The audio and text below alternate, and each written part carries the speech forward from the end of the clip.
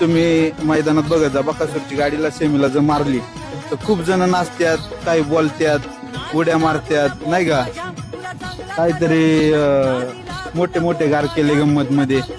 आम्ही इतके मोठे, आम्हाला गार करणारा अजून फायदा नाही झाला. आणि जो आम्हाला गार करायचा प्रयत्न करतो त्याला डायरेक्ट बकासूर हेच करतो. जे बोलायचं गरज बैलच उत्तर देतो. फक्त ज्या दिवशी आम्ही एन्जॉय आमचा आनंद साजरा करेल त्या दिवशी तुम्ही तो